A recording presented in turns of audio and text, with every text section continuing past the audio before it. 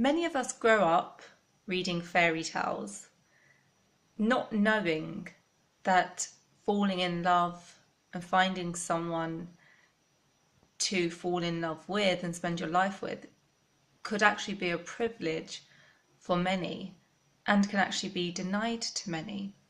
Now, just yesterday I watched the BBC Three online documentary Murdered by My Father, and that's the first topic I want to talk about today because it was shocking, it was moving, and I still cannot believe that 9,000 calls were made to helplines last year because of girls facing so-called honour killings. And of course it's not an honour killing at all, it's murder. But let's take the word honour killing because that's what it's been called and been referred to as. And I want to look at the word honour and how it plays a role in a girl's part of life. When it comes to honour and when it comes to girls, the family's honour rests completely on a girl's shoulder. She has to fulfill whatever the family want so that she doesn't bring shame on the family. And I find that in the first instance extremely ironic because many South Asian families, or some, I won't say many, some, the minute a girl is born, they're like, oh God, why have we got a girl? What is she going to do? She's going to cost us money. We're going to educate her and then she'll have to get married. She'll go on to live with her in-laws. A girl's not really part of the family from day one because the first thing that is thought of when it comes to a girl is getting her married. Now, in the documentary Murdered by My Father, his daughter falls in love with somebody else, even though she's promised to another man who is, from what I could gather, a relative of hers. And because she's fallen in love with somebody else, she's murdered by her father. I absolutely am so sorry if I've done a complete spoiler alert and killed the ending for anyone who hasn't watched it.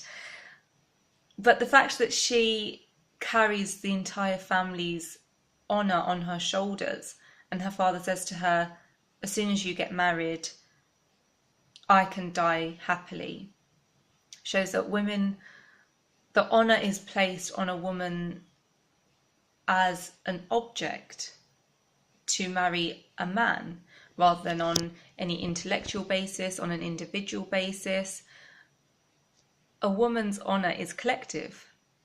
So isn't it ironic then that when she dishonours her family, she's lost the honour of her family? But really, the honour wasn't hers to begin with. It was always the family's, always the collective. So why is a girl made to feel like all of the honour rests on her shoulders when it's not hers in the first place to have created dishonour? It belongs to her family. And the fact that honour rests on a woman's shoulder is a real big problem for me. And I've been trying to think, how do we stop honour killings? Because ultimately it's changing a whole cultural mindset from the very notion of being allowed to text a boy, speak to a boy, have a choice when it comes to who you're marrying, to other taboo topics. It's completely changing a whole culture, a whole mindset. And I feel like that rests on the word honour and how we have to show that honour does not rest on a woman's shoulders. Each person is individual, and honour should be, if it is clearly a community thing, a communal thing, rather than one woman carrying an entire community's honour on her shoulders, we should place honour within the community and not on a woman herself.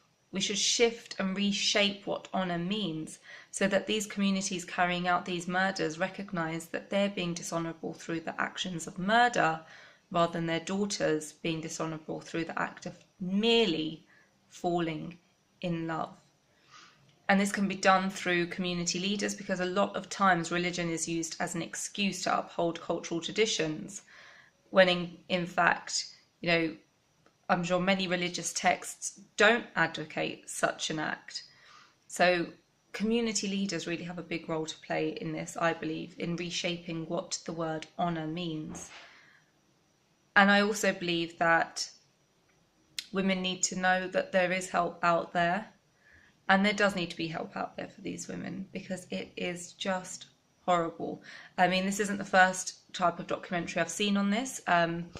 One of my idols, Dia Khan, created a documentary called Banaz: A Love Story, and that really touched me right from the very beginning when I saw it. I interviewed Dia Khan, and it's always been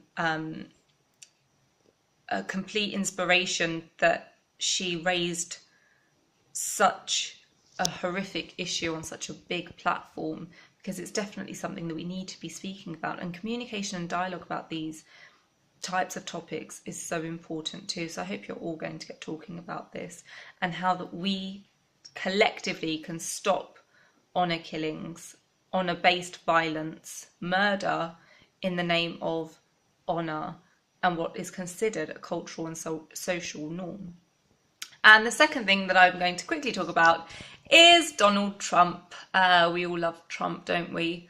That's being sarcastic, of course. And his comments on abortion, and how he said that women who abort their children should be punished, and that men have absolutely no role to play in abortion, because obviously it doesn't take two to tango. Well, on my opinion on this is that women should have a choice, because ultimately you have to take each individual case as it is, and as it is individual, because a woman might have been raped and therefore may not want to keep the child. You have to take an individual case of where a woman's being forced to have an abortion because of a sex-selective abortion, pressure from her family, and those kinds of things do need to be monitored and regulated.